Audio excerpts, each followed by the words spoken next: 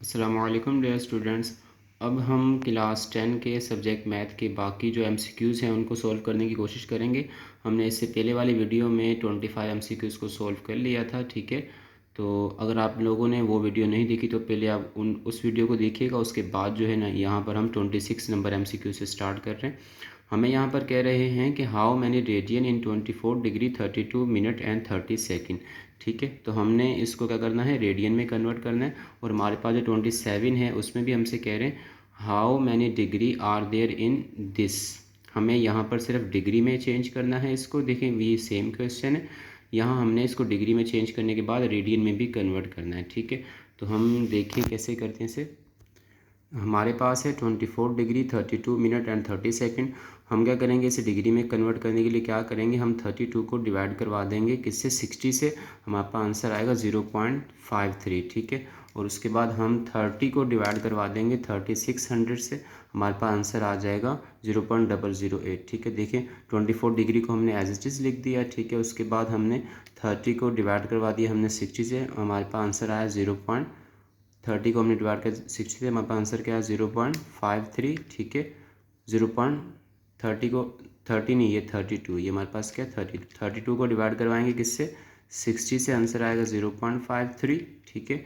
उसके बाद हम 30 को डिवाइड करवाएंगे किससे, 3600 से। हमारे पास आंसर आ जाएगा 8 एक्सपोनेंट -3, इसका मतलब 0.008, ठीक है। अब हम इन तीनों को प्लस करवाएंगे, हमारे पास आंसर आएगा 24 इसे प्लस करके दिखाते हैं, प्लस 0.53 प्लस 24, आंसर हमारे पास क्या आया है 24.538। तो हमने इसे राउंड ऑफ करके लिख दिया 24.54, ठीक है।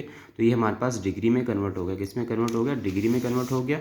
तो देखिए, हमने यहाँ पर 27 जो एमसीक्यूज़ है उसमें हमसे कहा था डिग्री में कन्वर्ट करें। तो देखें, इसका ये राइट आंसर है 24.54 डिग्री, ठीक है। इसके बाद हमने इसे रेडियन में कन्वर्ट करना है यहाँ पर 26 में। तो रेडियन में कैसे कन्वर्ट करेंगे हम इसे, हमने इसको क्या किया, हमने पाई अपॉन 180 से हमने क्या करेंगे, इसे मल्टीप्लाई करवा देंगे। तो देखिए, हम इसे पाई अपॉन 180 से अगर हम मल्टीप्लाई करवाते हैं, ठीक है, 24.54, ठीक है। इसको हम किससे मल्टीप्लाई करवा रहे हैं, इसको हम मल्टीप्लाई करवा रहे हैं किससे, पाई अपॉन 180 से, पाई अपॉन 180 से। तो हमारे पास इसका आंसर आएगा, इन्होंने तो अपॉन में दे दिया आंसर, डेसिमल में दे दिया, ठीक है। हम इसको उसमें करते हैं फ्रैक्शन फॉर्म में। तो 24.54 डिवाइडेड बाय, अगर हम कर दें 180, हमारे पास देखें 409/3000, 409/3000, ठीक है। साथ में पाई तो है, हमने पाई को ऐसे लिख दिया 409/3000, पाई को हमने एज लिख दिया। तो हमारे पास ये जो ऑप्शन है नंबर ए, हमारे पास ये राइट ऑप्शन होगा, ठीक है। इसके बाद जो है हम नेक्स्ट एमसीक्यूज़ की तरफ आते हैं। हमारे पास जो नेक्स्ट एमसीक्यूज़ है उसका 28 एमसीक्यूज़, वो हमारे पास है 12.51 degree into degree minute and second की फॉर्म में हमने इसे चेंज करना है। तो हम इसे कैसे चेंज करेंगे, हम इसको यूँ चेंज करेंगे, हमने लिखा 12.51 मतलब मीन 51 डिग्री। आप यहाँ से डिग्री का ऑप्शन यहाँ से अप्लाई कर सकते हैं, ठीक है। ये देखिए, मैं इसे कट कर रहा हूँ, यहाँ इसे प्रेस करेंगे तो आपके पास डिग्री का ऑप्शन आ जाएगा, ठीक है। उसके बाद आप इक्वल दबाएँ, आपके पास आंसर आ जाएगा 12 डिग्री 30 मिनट और 36 सेकेंड। तो ये देखिए, हमारे पास ये आंसर आ चुका है, जो कि हमारे पास फर्स्ट ऑप्शन राइट है, ठीक है। इसके बाद हम नेक्स्ट 29 पे आते हैं। How many degree in 2π/3 radian. अब हमने 2π/3 रेडियन में कितने डिग्री हैं, हमने इसको उसमें कन्वर्ट करना है। तो हम यहाँ पर भी क्या करेंगे, हम यहाँ पर भी इसे 2π/3 मल्टीप्लाई बाय क्या कर देंगे, इसको 180/पाई 180। इसको हम चेंज कैसे करते हैं, हमें अगर इसे चेंज करना हो उसमें, तो हम क्या करते हैं, पाई अपॉन 180 से डिवाइड करवाते हैं, पाई अपॉन 180 से मल्टीप्लाई करवाएंगे, ठीक है। पाई अपॉन 180, तो हमारे पास आंसर आ जाएगा इसका, शायद मिस्टेक, हमने इसे चेंज करेंगे 180/पाई से, 180/पाई से हम क्या करेंगे, इसे 180/π से, इसे आप भी याद रखिएगा, ठीक है, कि हमने अगर डिग्री से रेडियन में कन्वर्ट करवाना है तो 180/π से हम क्या करवाएंगे, इसे मल्टीप्लाई करवाएंगे, ठीक है। ये देखिए हमारे पास आंसर आएगा 120 डिग्री, हमारे पास आंसर क्या आएगा 120 डिग्री। और ऐसे ही अगर आपने रेडियन से डिग्री में आना है तो आप क्या करेंगे, π/180 से मल्टीप्लाई करवाएंगे, जो भी आपको वैल्यू गिवन होगी, ठीक है। नेक्स्ट हमारे पास है how many degree in 3/π radian. हमें देखिए यहाँ पर क्या कह रहे हैं, how many degree in 3/π radian, बिल्कुल वैसा ही है, ठीक है। हम भी यहाँ पर क्या करेंगे, इसको हम 3/π रेडियन कर देंगे, 3/π हम यहाँ पाई लिख देते हैं, ठीक है। 3/π ऊपर हम कर देते हैं 3, तो इसको हमारे पास इसका आंसर क्या आएगा, इसका आंसर हमारे पास आया 54.71, ठीक है। अब हमने इसे डिग्री मिनट और सेकंड में चेंज करना है, ठीक है। तो हम शुरू की दो वैल्यू लेते हैं, 54.71 लिया हमने, इस पर डिग्री का साइन हमने अप्लाई कर दिया, तो हमने इक्वल दबाया, हमारा आंसर आ गया 54 डिग्री 32 मिनट और 36 सेकंड। तो ये हमारे पास फर्स्ट ऑप्शन राइट ऑप्शन है। इसके बाद हमारे पास नेक्स्ट है the sum of opposite angle of a cyclic quadrilateral is. हमारे पास जो सम ऑफ अपोजिट एंगल होता है साइक्लिक क्वाड्रिलेटरल का, वो हमारे पास ऑप्शन है, इसका सप्लीमेंट्री डिग्री होता है, वो हमारे पास है 180 डिग्री, ठीक है। उसके बाद हमारे पास 32 है देयर आर मोर 3 और more sides close figure is called. हम जो 3 और मोर साइड क्लोज फिगर है, ठीक है, उसको हम कहते हैं पॉलीगॉन। क्या कहते हैं उसे, पॉलीगॉन कहते हैं। उसके बाद नंबर 33 है if 2 circle of radii 5 cm and 2 cm touch each other externally then the distance between their centre is. अगर दो सर्कल हमारे पास क्या कर रहे हैं, एक्सटर्नली आपस में टच कर रहे हैं, तो उनके बीच का जो डिस्टेंस है वो क्या होगा, उन दोनों को क्या कर देंगे, हम सम कर देंगे। अगर एक्सटर्नली टच कर रहे हैं तो हम 5 + 2 को प्लस करें, आपके पास आंसर आएगा 7, ठीक है। अगर ऐसे ही हमसे कहा जाए कि दो सर्कल आपस में इंटरनली टच कर रहे हैं, तो फिर हम क्या करेंगे, इन दोनों के आंसर को माइनस करवा देंगे, ठीक है। फिर आपके पास आंसर आएगा 3। इसके बाद हमारे पास नंबर 34 है a pair of chord of circle subtending 2 congruent central angle are. कह रहे हैं पेयर ऑफ कॉर्ड को क्या कहेंगे हम, इस पेयर ऑफ कॉर्ड को हम कहते हैं वो आपस में परपेंडिकुलर होते हैं, ठीक है। Pair of chord subtending, pair of chord of a circle subtending 2 congruent central angle, उसे हम परपेंडिकुलर कहते हैं, ठीक है। नेक्स्ट हमारे पास है the maximum number of common tangents between 2 circle touching externally is. हमसे कह रहे हैं maximum number of common tangent कितने हम ड्रॉ कर सकते हैं अगर हमारे पास दो सर्कल एक्सटर्नली क्या कहते हैं आपस में टच हो रहे हैं। तो देखिए हम इसे यहाँ से देखते हैं, हमारे पास ये दो सर्कल हैं आपस में एक्सटर्नली टच हो रहे हैं, ठीक है। और हम इसमें नंबर ऑफ 3 टेंजेंट्स को ड्रॉ कर सकते हैं, 1 2 3 टेंजेंट को ड्रॉ कर सकते हैं। अगर ऐसे ही हमसे इंटरनली कहा जाए, दो सर्कल इंटरनली आपस में क्या कर रहे हैं, टच हो रहे हैं, तो उसमें हम सिर्फ एक टेंजेंट को ड्रॉ कर सकते हैं, ठीक है। तो हमारे पास यहाँ राइट ऑप्शन है एक्सटर्नली में 3, ठीक है। इसके बाद हमारे पास नेक्स्ट MCQs नंबर है 36 में हमारे पास है a circle is an example of a dash curve. हमारे पास जो सर्कल है वो सिंपल एंड क्लोज कर्व की एग्जाम्पल होता है, ठीक है। Number 37 the symbol of similarity of triangle is. हमारे पास ट्राइंगल का जो सिमिलरिटी का सिंबल है वो हमारे पास ये होता है, ठीक है, याद रखिएगा इस चीज़ को। नेक्स्ट हमारे पास 38 है in ratio A/B A is called antecedent and B is, A को एंटीसेंडेंट कहते हैं और बी को हम कहते हैं कॉन्सिक्वेंट, ठीक है। नेक्स्ट हमारे पास 39 है in a right angle triangle the greatest angle is. हमारे पास राइट एंगल ट्राइंगल में जो ग्रेटेस्ट एंगल होता है वो 90 डिग्री ही होता है, ठीक है। नंबर 40 है the number of classes in a continuous frequency table lie between 5 and 15, ठीक है। हमारे पास ये आपने याद रखना है कि हमारे पास जो नंबर ऑफ क्लासेस होती हैं फ्रीक्वेंसी क्या कहते हैं कंटिन्यूस फ्रीक्वेंसी टेबल में, वो 5 से 15 के बीच में लाई करती हैं, ठीक है। ये कांस्टेंट वैल्यू है, नंबर है जो आपको याद रखना है।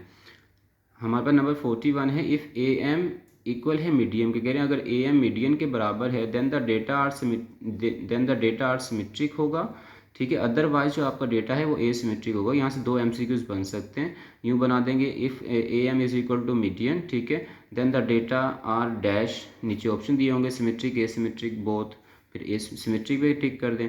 अगर कह रहे हैं A M is not equal to median then the data are dash, फिर हम कहेंगे एसिमेट्रिक है, ठीक है। उसके बाद हमारे पास नंबर 42 है, mode of a group data is obtain graphically using. हम mode of a group data का मोड हम निकाल सकते हैं किस तरीके से, हिस्टोग्राम से, ठीक है। Number 43, if x is equal to this then x का मीन निकालना है। x का मीन हम कैसे निकालेंगे, हम इन सब को जमा करवाएंगे, इन सारी वैल्यू को जमा करवाएंगे। देखें 6 + 6 12, 12 + 1 13, 13 में 3 प्लस करें 16, 16 में 4 प्लस करें 20, 20 को डिवाइड करवा दें। टोटल नंबर कितने 5 हैं, इन 5 से डिवाइड करवाएं, 20 डिवाइडेड बाई 5 आंसर आएगा 4। तो हमारे पास जो है इसका मीन होगा वो होगा 4, ठीक है। हमारे पास नेक्स्ट 44 एमसीक्यूज है। कह रहे हैं arithmetic mean can be found by ungroup data. For ungroup data हमारे पास अनग्रुप डेटा का फॉर्मूला क्या है अर्थमेटिक मीन का, वो हमारे पास ये फॉर्मूला है समीशन एक्स अपॉन एन, ठीक है। इसके बाद हमारे पास नेक्स्ट एमसीक्यूज है number 45, an improper fraction can be reduce into proper fraction. हम इम्प्रॉपर फ्रैक्शन को प्रॉपर फ्रैक्शन में रिड्यूस कर सकते हैं, किस मेथड से, हम उसमें डिवीजन मेथड यूज़ करते हैं। नेक्स्ट हमारे पास 46 एमसीक्यूज है, if P comma Q are the roots of 2x² + 5x + 3 is equal to 3 then p + q is equal to dash. हमने जिस तरह अल्फ़ा प्लस बीटा के रूट्स हमने फाइंड किए थे, ऐसे ही हम इसके भी रूट्स फाइंड करें। जैसे फॉर एग्जाम्पल हमें पता है अल्फ़ा प्लस बीटा बराबर होता है -b/a के, alpha plus beta is equal to होता है -b/a के इक्वल। तो ऐसे हम p + q करेंगे, हमारे पास क्या होगा, हमारे पास किसके इक्वल होगा 5/2, तो माइनस का हो जाएगा 5/2 के बराबर। क्या आंसर होगा इसका, माइनस का 5/2, ठीक है। इसके बाद हमारे पास नेक्स्ट है नंबर 47, ओमेगा क्यूब जो है हमारे पास बराबर होता है 1 के, ठीक है। ओमेगा प्लस ओमेगा स्क्वायर हमारे पास इक्वल होता है -1 के, ठीक है। हमारे पास फिर 49 जो है, ये हमारे पास जो वैल्यू है, ये हमारे पास ओमेगा की वैल्यू है -1 प्लस आयोटा √3/2, ये ओमेगा के इक्वल है। और ऐसे ही अगर यहाँ माइनस आ जाए दोनों वैल्यू में, ठीक है, तो हमारे पास ये ओमेगा स्क्वायर के बराबर होती है, ठीक है। नेक्स्ट हमारे पास 51 है, फाइंड x इफ़। हमारे पास करें ये दे दिया हमें, इसका डिटर्मिनेंट में x की ये वैल्यू कहते फाइंड करें, ठीक है। हम क्या करेंगे, हम इसका डिटर्मिनेंट कैसे फाइंड करेंगे, हम इन AD - BC करेंगे। हमारे पास क्या हो जाएगा 5x, ठीक है, माइनस हो जाएगा 5x - 2 1 + 2 हो जाएगा, इक्वल में हमारे पास है x + 4, ठीक है। अब हम क्या करेंगे, x इधर प्लस का इधर आके माइनस का हो जाएगा, 5x - x, ये वहाँ जाके प्लस का हो जाएगा, 4 + 2 हो जाएगा, ये 6 हो जाएगा, यहाँ हमारे पास 4 बच जाएगा x, ठीक है। अब हम 2 1 + 2, 2 2 + 4, 2 3 + 6, तो x हमारे पास बराबर आ जाएगा 2/3 के इक्वल आ जाएगा, ठीक है। तो हमारे पास x आ गया 2/3 के इक्वल। नेक्स्ट हमारे पास है 2 2 + 4, 2 3 + 6, हमारे पास 3/2 के बराबर, किसके बराबर होगा 3/2 के बराबर होगा, ठीक है। ये 3/2 है, 2/3 नहीं 3/2 होगा। नेक्स्ट हमारे पास है if a is equal to this then a का स्क्वायर जो है वो हमारे पास क्या होगा, ये इसका जो स्क्वायर हमारे पास बराबर होगा, ठीक है, -i2 के, ठीक है। अगर हम इसको हम क्या करेंगे, इसी से मल्टीप्लाई करवाएंगे तो हमारे पास ये आंसर आएगा, इसे आप चेक कर सकते हैं, ठीक है। इसके बाद हमारे पास 53 एमसीक्यूज है, a square matrix is said to be dash matrix if its transpose is equal to itself. कह रहे हैं अगर उसका ट्रांसपोज जो है स्क्वायर मैट्रिक्स का वो उसी के बराबर हो तो उसको हम मैट्रिक्स को हम कहते हैं सिमेट्रिक मैट्रिक्स, ठीक है। अगर उसका जो ट्रांसपोज है वो नेगेटिव के इक्वल आए, मतलब जो उसकी वैल्यू है उसके शुरू में मतलब माइनस लिखा हुआ आ रहा है, तो फिर हमारे पास जो उसका आंसर होता है स्क्यू सिमेट्रिक होता है। नंबर 54 हमारे पास है, system of linear equation can be solve by. जो सिस्टम ऑफ लीनियर इक्वेशन है उसे हम मैट्रिक्स इन्वर्स मेथड से भी सॉल्व कर सकते हैं, क्रैमर रूल से भी सॉल्व कर सकते हैं। तो हमारे पास दोनों ऑप्शन राइट होंगे। इसके बाद हमारे पास नेक्स्ट जो MCQs है वो हमारे पास 55 है, the comparison between two quantities of same kind is called. हम जो कंपैरिजन करेंगे बिटवीन टू क्वांटिटीज़ में जो सेम काइंड की होंगी उसे हम रेशो कहते हैं, ठीक है।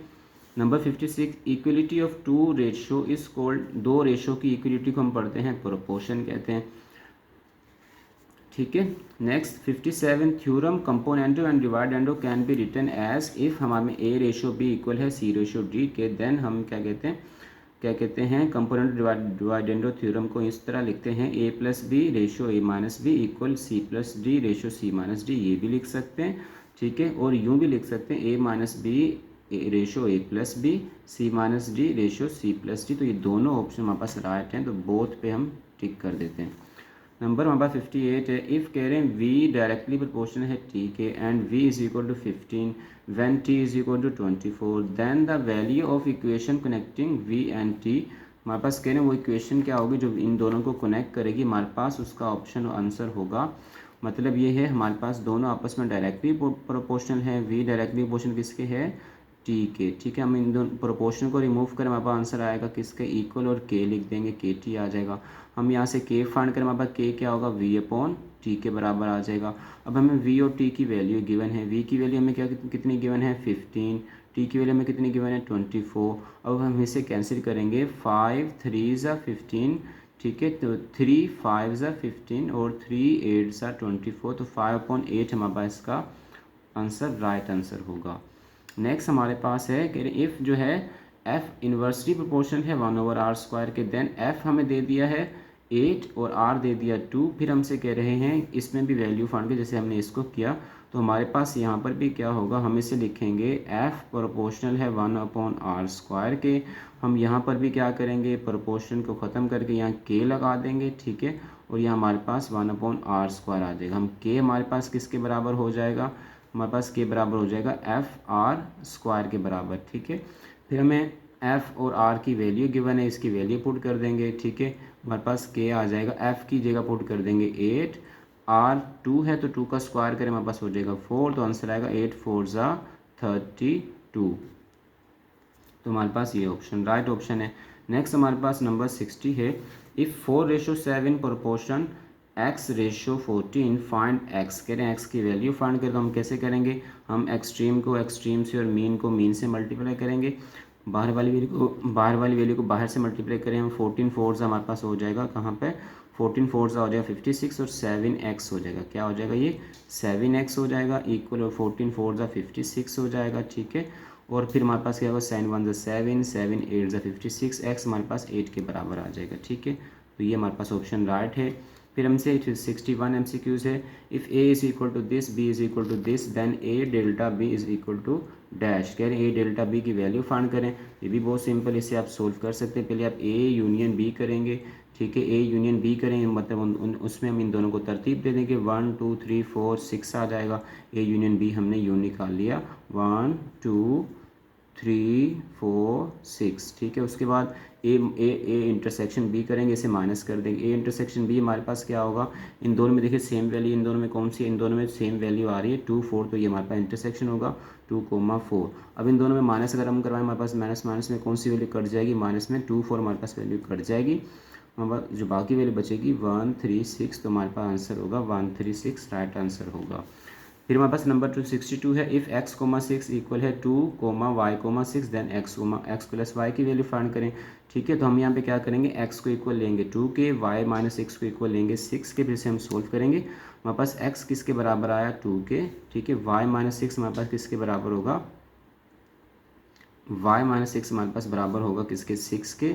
हम यहाँ से क्या करते हैं y को निकालते हैं, y हमारे पास किसके बराबर होगा, इधर आके x प्लस का होगा, 6 प्लस का होगा, 6 प्लस 6 12 हो जाएगा, x 2 आ गया, y हमारे पास आ गया 12। अब इन दोनों को अगर हम क्या करते हैं प्लस करवा दें, x प्लस y करवा दें, तो हमारे पास क्या हो जाएगा 2 प्लस 12, कितना आंसर आ जाएगा 14, तो ये हमारे पास राइट आंसर होगा।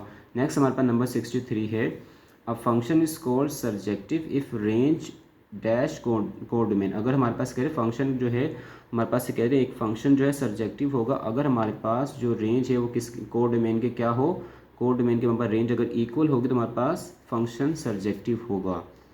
नेक्स्ट हमारे पास नंबर 64 है, 64 हमारे पास क्या है, टेबुलर फॉर्म ऑफ ए, हमें इसको टेबुलर फॉर्म में लिखना है। यहाँ हमारे पास देखें हमें नंबर जो गिवन है 25 गिवन है, ठीक है, और हमें x का स्क्वायर गिवन है, x का स्क्वायर गिवन है, नंबर इक्वल है 25 के।